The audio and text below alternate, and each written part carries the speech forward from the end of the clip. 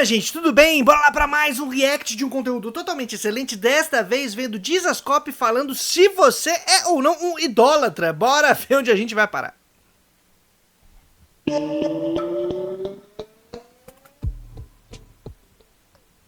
Fala galera, Dizascope, Douglas Gonçalves por aqui hoje, mais uma vez aqui no nosso canal, Leandro Vieira. E um assunto que vem queimando no coração do Leandro, e eu falei para ele, cara, vamos falar sobre isso, que vai ser muito pertinente, sobre idolatria. O que é essa idolatria, cara? Antes da gente ouvir, também é um assunto aí que tem abalado há uns anos o pessoal da tradição reformada. Para você que não é religioso, não é religiosa, que acompanha o nosso conteúdo, vamos para um papinho de crente aqui que é importante, viu, gente? Presta atenção nisso aqui, porque realmente tem valor, dado que crente gosta de criar idolatrias para controlar o corpo das pessoas. Temos tido aí uma treta recente no âmbito evangélico e talvez você se interesse pelo que tem ocorrido, porque tem implicações, inclusive, para o pensamento marxista. É útil. Que a Bíblia tanto fala. Legal, Douglas. Bom estar com vocês, galera. E eu acho que é algo que nós temos que refletir à luz das Escrituras.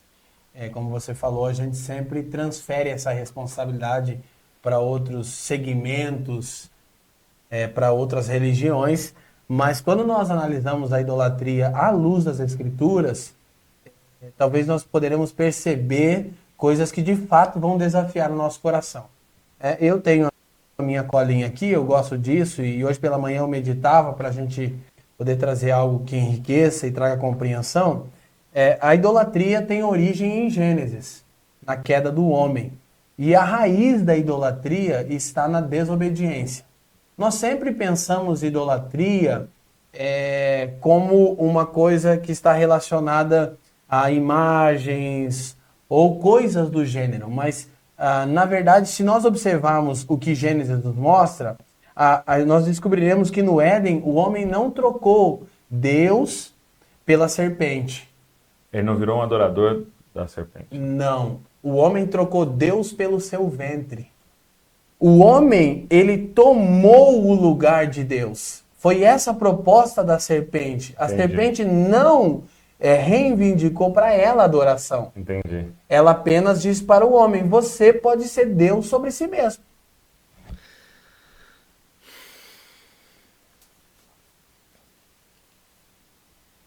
Bastante coisa, né? Bora lá. Primeiro, eu acho curioso porque essas transposições de temática, elas não têm qualquer importância do ponto de vista doutrinário, né? Se você, ser humaninho que quiser ler lá o livro, o relato de Gênesis, a partir do capítulo 2, versículo 4, se não me engano, porque é quando começa a segunda narrativa, a segunda história da criação. A primeira é o capítulo 1 até 2, alguma coisinha. E aí depois começa uma segunda, e a segunda é onde tem essa história aí da serpente e tal, não sei o que lá. Que nada tem a ver com a primeira. Bem-vindos. Se fizer uma análise ali literária, cuidadosa, respeitar a tradição, inclusive semita, né, de quem trouxe essas histórias aí pra gente, vocês vão acabar descobrindo isso e vai ser um choque. Mas tudo bem. Vamos imaginar, então, que não se trata de uma poesia, nem de uma narrativa mítica, ou seja, racional de interpretação da realidade mediada por símbolos, próprias de um povo que constrói ali um modo de compreender o seu sentido de existência comunitário, coletivo e suas experiências históricas, inclusive com a divindade, inclusive com Deus, suas experiências de fé. Se a gente, vamos fingir que nada disso existe, o que temos ali é um relato sobre a humanidade que passou então a ser Deus sobre si mesmo. E o problema de comer do fruto do conhecimento do bem e do mal é que ali se tornou igual a Deus, no sentido de tomou o lugar de Deus. E não que se tornaria igual ou semelhante aos deuses, a Deus, porque ao comer do fruto teria conhecimento dessa distinção entre bem e mal e começar a partir dali uma relação distinta com a própria realidade. Tudo bem. Se a gente fizer isso, onde é que está o tema da idolatria ali? Não está. Quem está colocando o tema da idolatria aí é o intérprete, o leitor, posteriormente. Falando ali, ó, o problema ali foi idolatria. E ele já falou, a raiz da idolatria é a desobediência. Desobediência a quê? a ter comido o fruto? Não, ó. E aí tem um monte de coisa pressuposta, porque o salto eles não foram adorar a serpente. Sei lá por que isso seria uma questão. Eles colocaram eles mesmos no lugar. Então, a gente já não sabe muito bem de que se trata esse mito. Ele fala sobre a queda então a culpa seria a desobediência, mas a desobediência na verdade é idolatria, e idolatria é você, por alguma razão, achar que pode ser igual a Deus, mas foi exatamente o que aconteceu no sentido de que, ao comer do fruto do conhecimento do mal, se tornou ciente dessa questão, toma consciência, recobra consciência ali na narrativa mítica, percebe inclusive que está nu, até então isso não era um tabu, não era um problema, e se você for na linha, por exemplo, do que um Levinas, né, um intelectual judeu que faz leituras talmúdicas maravilhosas, se você for na linha dele, ele ainda vai falar, ali foi a descoberta da alteridade e da diferença, quando eles se percebem diferentes da divindade, diferentes entre si, e sacam que inclusive estão nus, e surge essa ideia do pudor, da preocupação com esse negócio. Então a gente teria aí mais uma camada de questões. Mas a gente pode também atualizar a Bíblia e fazer teologia à moda doutrinária e simplesmente é a idolatria que tá ali, na queda do homem, culpa da gravidade. Então não é pare de cultuar Deus e me cultue, é pare de cultuar Deus e se cultue. Isso, e cultue a si mesmo. Curiosamente, em Colossenses... Perdão. Na narrativa, eu desafio vocês procurarem ali o que está falando sobre o tema de culto, de cultuar, de adorar. É um desafio. Mostra pra mim. Colossenses capítulo 2, no verso 23, Paulo está tratando de um outro contexto, mas ele usa uma expressão chocante. Ele usa a expressão culto a si mesmo. O que é idolatria? É um culto a si mesmo. A gente tem um segundo problema agora, minha gente, que é um problema de tradução. Quando você usa só uma tradução, essa, se eu não me engano, deve ser Almeida Revista e Atualizada. Sim, existem várias traduções da Bíblia, por incrível que pareça. E é sempre bom, quando você vai fazer um estudo de um texto bíblico, você ter várias à disposição e poder comparar, especialmente se você não tem ali uma habilidade de tradução do grego, do hebraico, não tem um recurso para isso, e quanto mais você tiver, melhor. Graças a Deus inventaram uma coisa chamada internet e você consegue ter acesso a diferentes traduções graças a ela. E a gente vai fazer isso. Inclusive essa prática de ter várias traduções, de fazer essas paradas comparadas, a gente vai aprendendo como usar essas ferramentas no nosso curso de leitura bíblica comunitária. Toma esse merchan, que a gente está lançando lá na plataforma e você pode se inscrever aqui embaixo. A cada 15 dias tem aula nova, 40 conto, mas não só desse curso de leitura bíblica comunitária, como tem outros cursos que já tem alguns módulos, já temos mais de 23 horas de conteúdo por lá, em 5 cursos diferentes e que serão agregados em breve novos cursos. Beleza? Tome esse merchan! E bora ver então, deixa eu mudar de aba aqui pra gente poder dar uma olhadinha em outras versões. Bora lá então, minha gente. Aqui, ó. Estamos aqui. Essa é o site, né, da Bíblia Online, que ajuda bastante a gente a encontrar diferentes versões. Você pode fazer esse uso na sua casa também. E aqui, versículo 23 foi o que foi lido agora no nosso React, que a gente acabou de ver. Tais coisas como efeito, a gente não sabe quais coisas, porque afinal não foi apresentado o contexto pra gente. Tem aparência de sabedoria como culto de si mesmo e de falsa humildade e de rigor ascético, todavia não tem valor algum contra a sensualidade. Gente, você vê que... do que estamos falando? Precisa de contexto, precisa de troca de ideia, precisamos saber o que está acontecendo, tá? Vamos lá, vamos sair dessa versão? Ó, vamos lá, Bíblia. E vamos, por exemplo, para a versão da Nova Versão Internacional, que é uma versão que é um pouco mais acessível do ponto de vista da língua portuguesa. Mais gostoso de ler. E aí a gente pode até pegar aqui algumas partes de contexto. Ó. Paulo está apresentando pra gente não fazer uma besteira, né? Que o objetivo dele é que a galera não se submeta a determinadas relações de julgamento, coisas pequenas, e foquem naquilo que é mais importante, vamos dizer assim, né? Então, tomem cuidado para que ninguém os escravize a filosofias vãs e enganosas, que se fundamentam nas tradições humanas e nos princípios elementares desse mundo e não em Cristo. Mas o que será que ele está falando sobre princípios elementares desse mundo?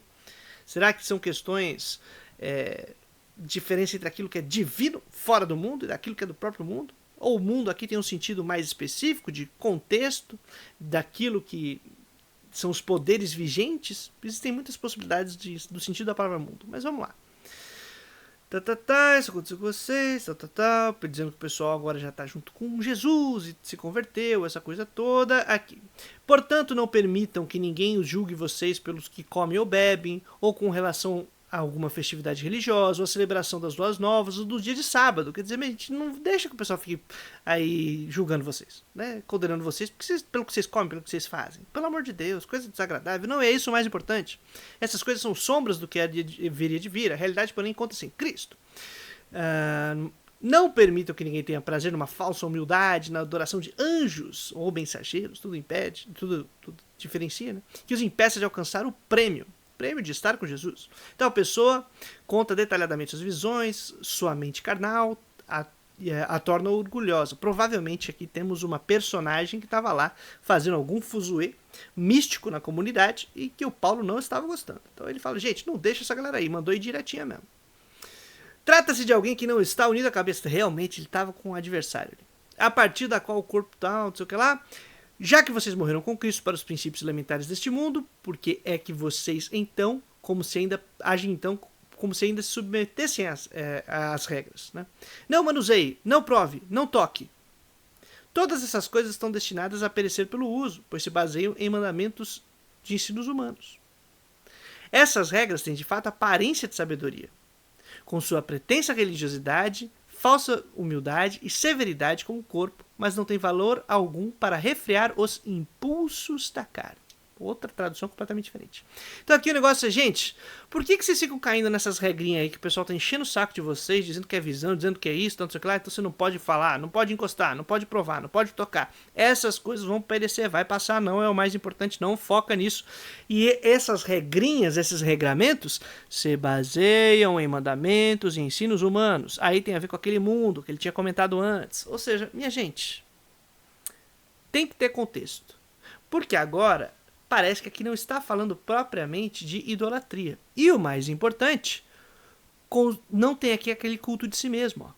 De fato, a aparência de sabedoria com sua pretensa religiosidade, falsa humildade e severidade com o corpo. Ou disciplinaridade com o corpo, né? Fica se controlando, se reprimindo, violentando o próprio corpo. Parece que isso é muito sábio. E Paulo está dizendo isso é burrice.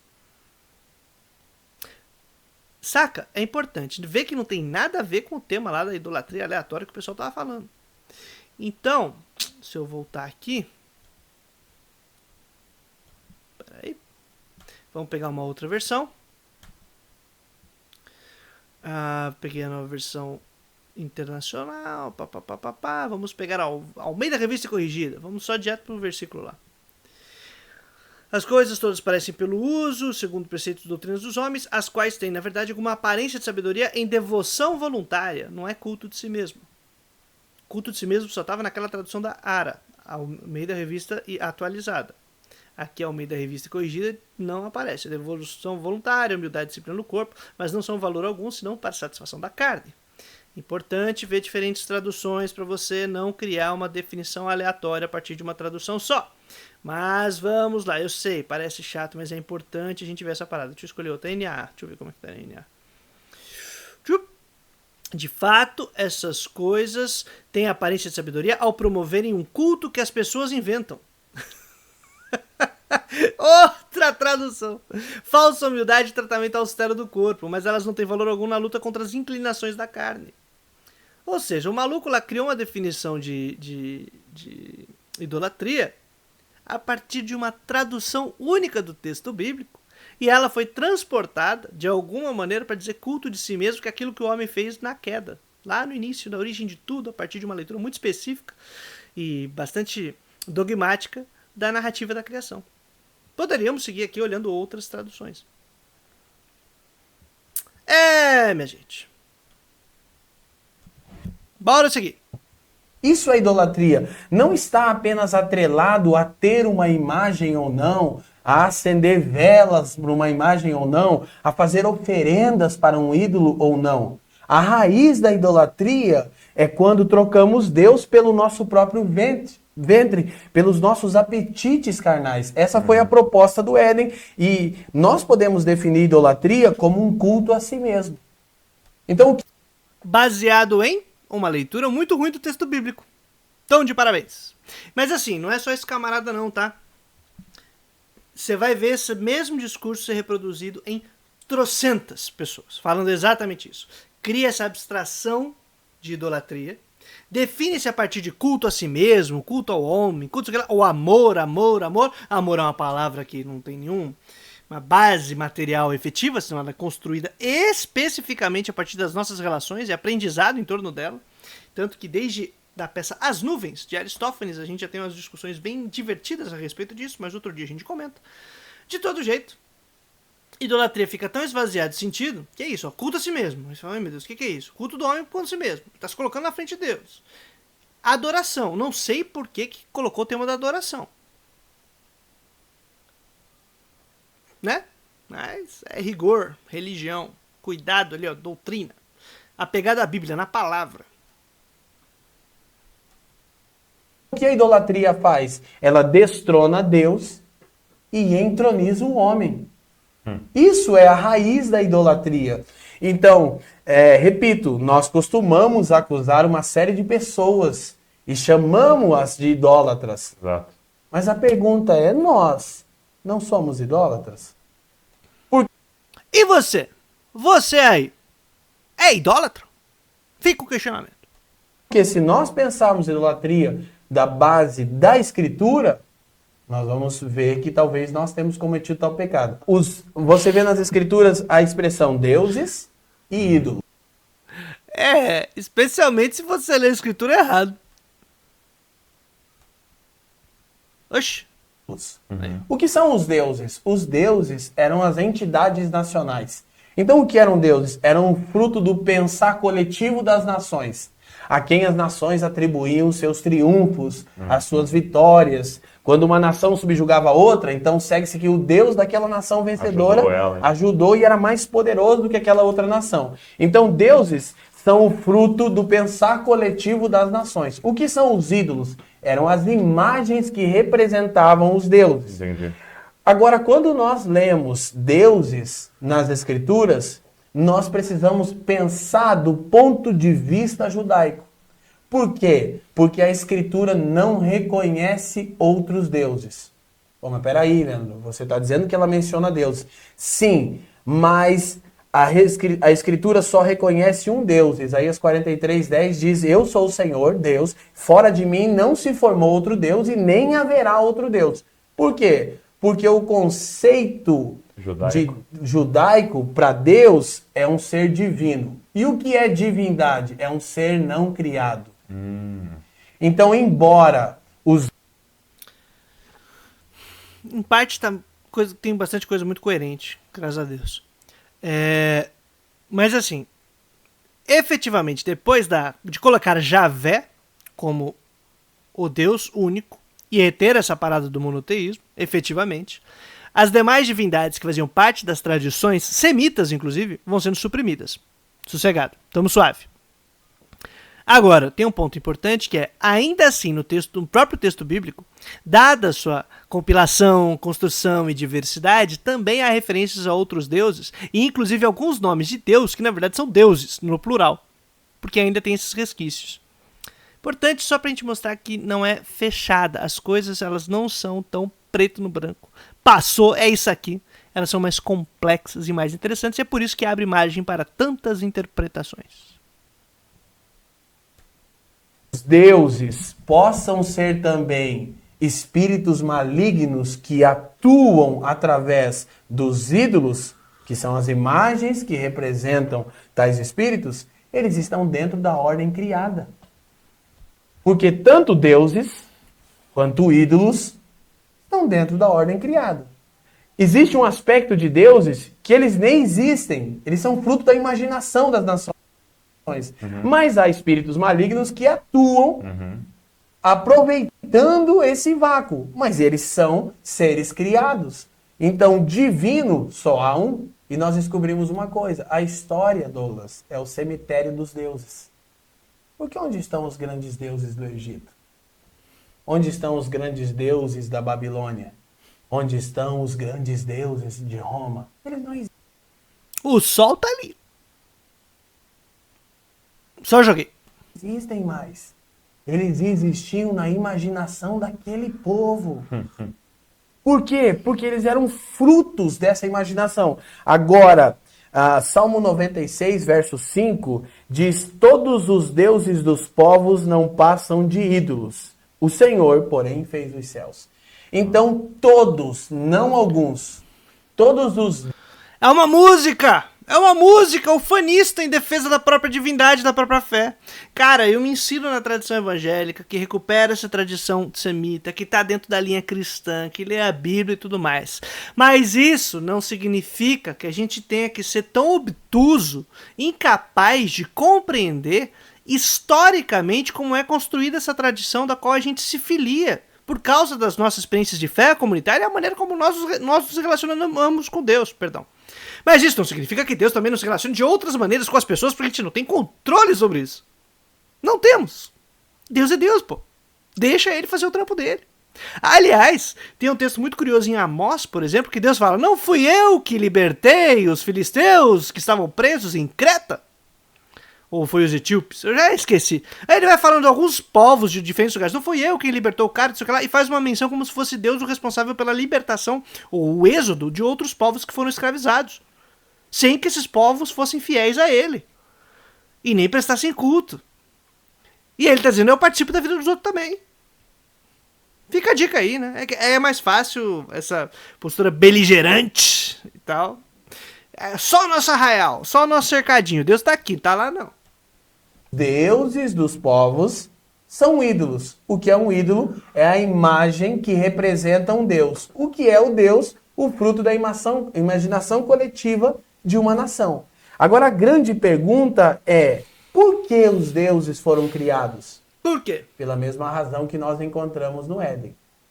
Por uma necessidade. Por uma necessidade humana de controlar sua própria vida e seu destino. Então nunca é uma devoção ao Deus. Na verdade, é disfarçado, né? Porque é uma devoção a uma necessidade que eu tenho e eu preciso de algo para eu usar para chegar na minha necessidade, que na verdade é meu Deus, o meu bem. Exatamente, exatamente. Então, o que é um ídolo? É um Deus que o homem pode controlar.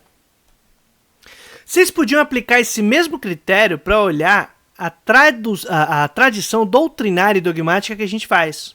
Porque ela vai criando regrinhas, não é só para os seres humanos, ela cria regrinhas para o divino, que só pode atuar em determinada maneira, só pode fazer assim, só faz daquele jeito, e quem decidiu fomos nós. E ele não volta atrás. Por quê? Porque a gente decidiu também. Ele não muda. Por quê? Porque a gente decidiu que esta é a melhor maneira de interpretar e de perceber as coisas. Ou seja, na verdade, o reforço doutrinário e dogmático é reforço do próprio poder daqueles que são capazes de dizer o que Deus pode ou não pode fazer, como ou não age, o que ele decidiu ou não decidiu. Olha que maravilha, se a gente aplicasse esse mesmo critério, a gente baixava um pouco de bola da nossa posição evangélica aqui, vocês não concordam? Eu acho que ia ser bem bacana a gente fazer isso. Porque aparentemente esse medo do você está aí com seus ídolos, esse termo idolatria bastante amplo, de que adora essas coisas e ama coisas que não são Deus. Todas essas coisas aí, que ficam sempre abstratas, amplas e tal, e a partir de uma leitura bem equivocada, que agora voltou pro Éden de novo, dá nisso. É controle sobre as pessoas porque a gente sabe o que Deus quer e o que Deus não quer. Aí adivinha o que a gente está fazendo?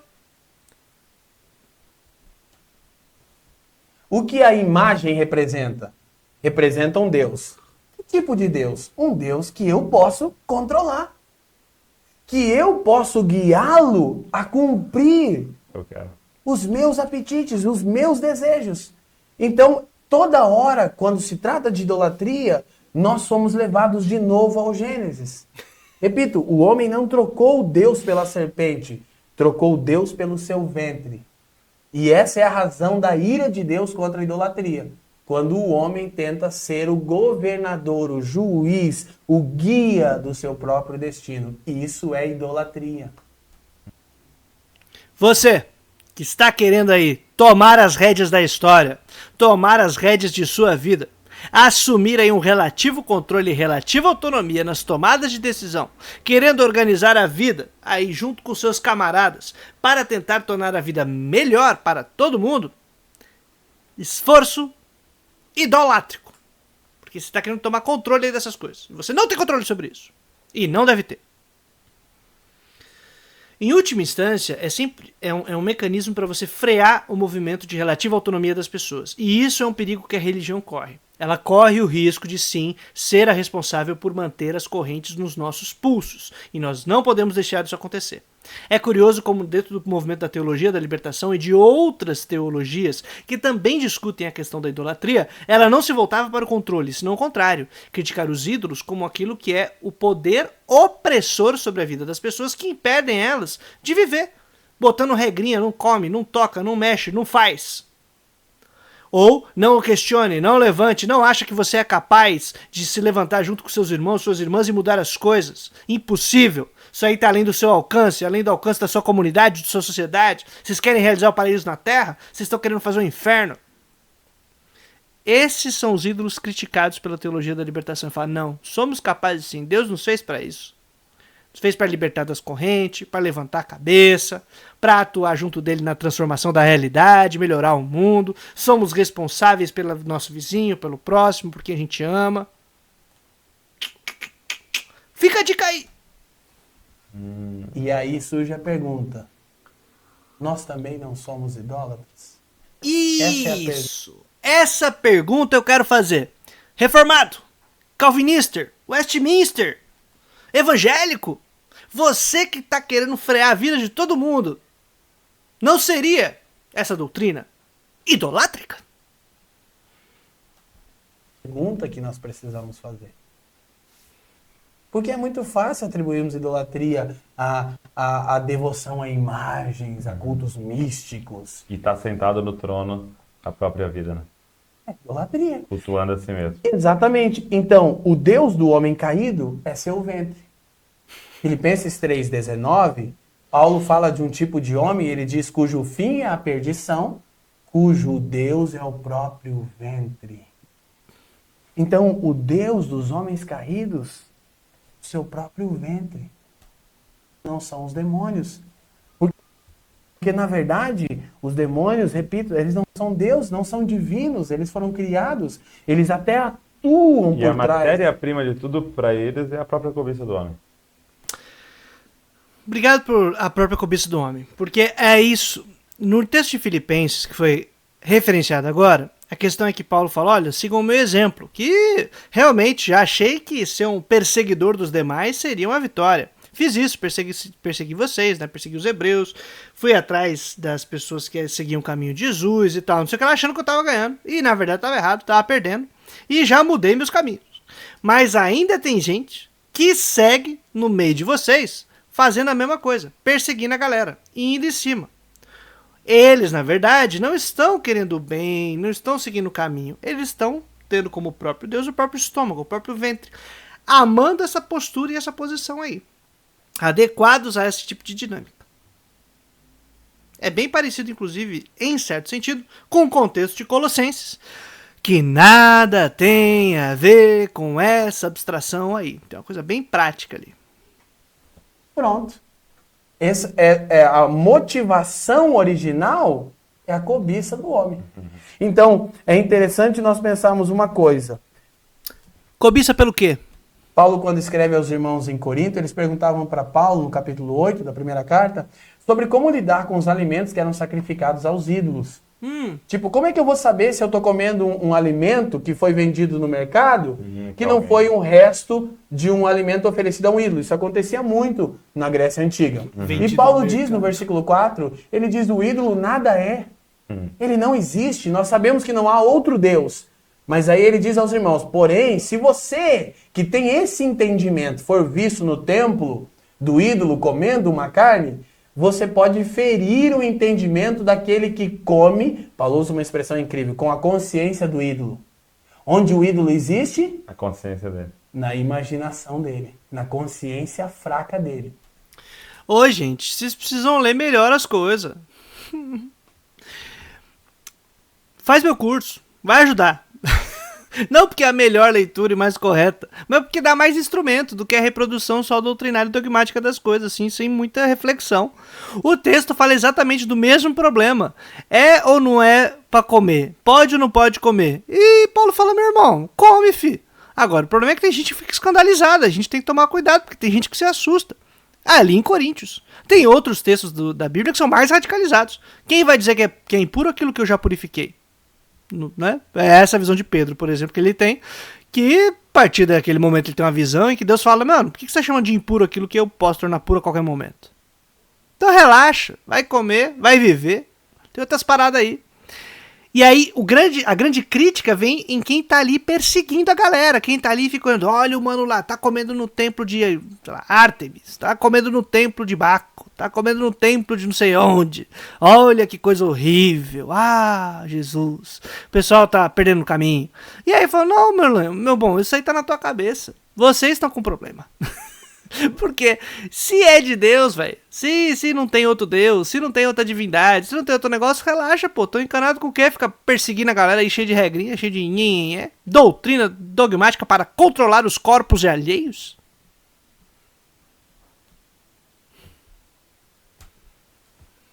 Então, o ídolo nada é, porque os deuses também são o fruto da imaginação dos homens.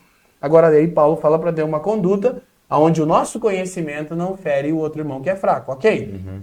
E isso é importante. Okay. Mas então, se o ídolo nada é, ele existe apenas na consciência dos incrédulos, o que é um incrédulo? Aquele que não crê? Não. Incrédulo é aquele que não crê, Douglas, na existência de um único Deus. Agora, a pergunta, quem é o crente? Eu tô quase me sentindo um chat GPT aleatório. O que não adora ídolos? Não. Crente é o que reconhece um único Deus. E que não pode controlá-lo. Que não pode ser controlado. Se não pode ser controlado... Que crê em único Deus. E crer é obedecer. Então, se eu creio, eu obedeço. Então, o que é ser um crente?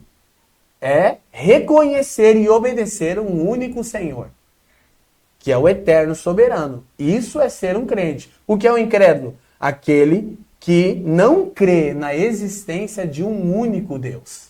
Isso é um incrédulo. Então, nós descobrimos o seguinte, o que está por trás disso, principalmente na sociedade moderna? O que a gente chama de hedonismo. A vida centralizada no prazer pessoal. O que é um idólatra? Um hedonita. E o que é alguém que tem uma prática de vida hedonista? Alguém que procura o prazer pessoal. Idolatria é uma palavra composta. Ido, de ídolo, e latria, do latim culto. O que é idolatria? É dar culto a um ídolo para receber coisas em troca. Uhum. Muito do que a gente chama de culto, Douglas, Deus chama de idolatria. Uau. Quando nós vamos... Eu vou parar nesse uau. Cara, assim... Gente, por favor, vamos melhorar nosso papo. Essa linha, eu perdi vários elos aí de conexões, de um salto para outro. E tá ficando muito grande esse negócio aqui. Vamos pensar o seguinte, vou ficar uma dica aqui. Se um produto da atividade humana na história, ou seja, nós temos consciência de que fomos nós que construímos, passa a decidir sobre a vida das pessoas, e quando eu falo da vida não é em abstrato, é sobre a vida efetiva, como orienta ali seu dia a dia, mas não orienta tipo, será que hoje eu pego um guarda-chuva ou não? Porque o produto histórico termômetro da previsão do tempo me disse que, olha, vai chover. Ah, não, mas eu não vou confiar nesse produto da ação humana, afinal, Deus é quem decide. E aí a gente não pega o guarda-chuva, volta para casa molhado, podendo ficar com gripe, e seria muito complicado, especialmente se você for pai e mãe, que depois pode passar para a criança e a criança fica ruim e não é legal.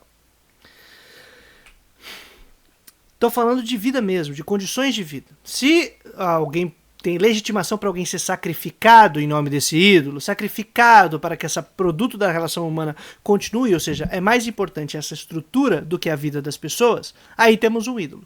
A gente agora tem uma coisa bem precisa, determinada, verificável, que a gente pode olhar, discutir, ver os valores envolvidos na legitimação de produtos da realidade humana, que perdemos a consciência de que são da nossa história, de que são produtos da nossa história, e que aí eles passam a decidir sobre as nossas vidas. E aí, efetivamente, sobre as nossas vidas, sobre condição de vida e tal.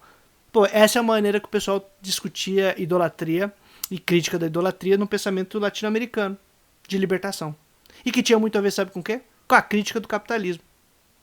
Porque assim eles conectaram, inclusive, a crítica ao fetichismo, que é algo que eu recomendo muito que vocês conheçam enquanto pastores e tal, que é uma teoria fantástica de Marx, baseada, inclusive, num tipo de estrutura semítica de análise da realidade. Fica aí a dica de conhecer umas paradinhas muito interessantes que temos aí, tá? Que a gente vai ter, óbvio que tem outras influências, outras correntes, mas também tem esse lance aí. Em que o ídolo, aquele que é produto e tal, se torna Deus sobre os seres humanos. Beleza? Mas vamos ficando por aí, minha gente. Esse aqui é um vídeo aí que vai estar numa sequência, não sei se ele já é o segundo, o terceiro ou o primeiro, de falar sobre idolatria, porque foi o tema aí, o papo entre crentes reformados por esses dias, e é importante a gente discutir a temática para ver como ela tem funcionado exclusivamente para o controle dos corpos das pessoas. Quem puder dar uma força aí no Apoia-se, quem puder dar uma força com o Pix, ou quem puder dar uma força fazendo os nossos cursos, que estão bem bacanas aí, R$ 39,90, vai estar aqui embaixo o link para você poder fazer sua inscrição, seria muito massa. Quem não, segue aí curtindo, compartilhando, divulgando, que tamo junto e Deus abençoe muito vocês. Seja você crente ou não. Trazendo a boa nova todo dia útil. Até a vitória final. Valeu, minha gente.